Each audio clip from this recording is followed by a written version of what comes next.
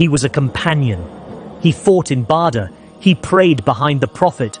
But one day, he made a mistake. A secret letter, a betrayal, and the angels caught it. This story changed lives because it ends with mercy. Hatib ibn Abi Balta'ah was not a stranger to sacrifice. He had left Makkah, left his home, left his comfort, to follow the messenger, to stand in the ranks of the believers, to fight in Badr, to risk everything for the truth. He wasn't from the Quraysh. He didn't have tribal protection. His family was still in Makkah, vulnerable, exposed. And then came the moment. The Prophet prepared to march on Makkah. A secret plan, a divine mission to reclaim the Kaaba. But Hatib was afraid, not for himself, but for his family. He wrote a letter to the Quraysh, warning them, telling them the Prophet was coming.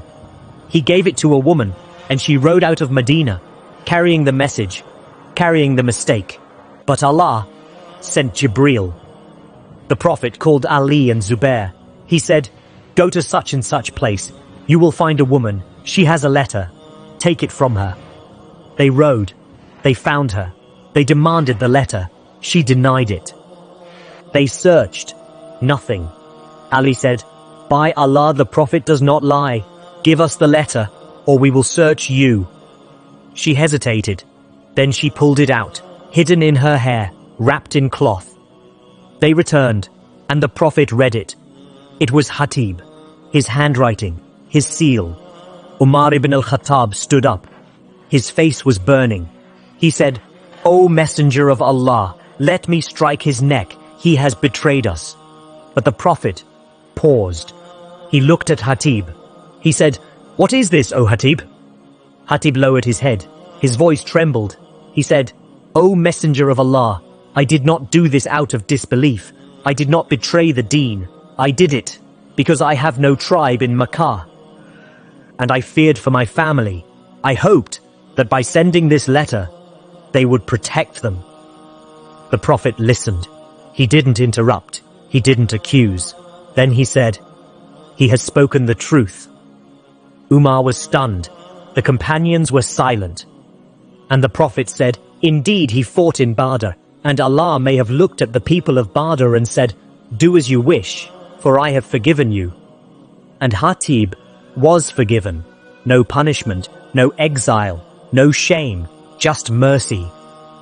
Because one mistake did not erase a lifetime of sincerity, and one moment of fear did not cancel his faith. Hatib cried. He wept. He buried his face in his hands. And the Prophet let him bury his sin, not in punishment, but in forgiveness. Because the deen is not just about justice, it's about mercy. And the Prophet was the mercy to the worlds. This story isn't just history, it's a mirror for every Muslim in America who's made a mistake, who's felt guilt, but still believes. Hatib didn't betray out of hate. He betrayed out of fear, and the Prophet understood that. So if you've messed up, if you've slipped, if you've sent the wrong signal, don't give up. Because Allah forgives. Because the deen heals. Umar wanted justice, but the Prophet gave mercy, and that mercy is still available.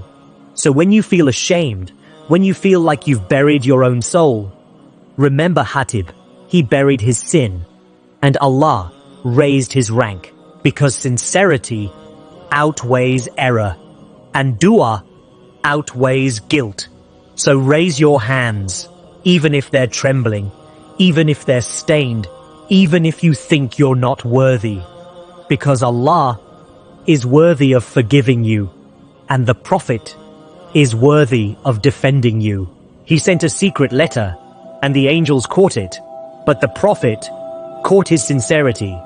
Drop A if you've ever felt guilty but hoped for mercy. Send salawat on the Prophet Muhammad. Support the Deen PayPal, adilqatar 0786@gmail.com, and subscribe for more Islamic stories for USA Muslims every week.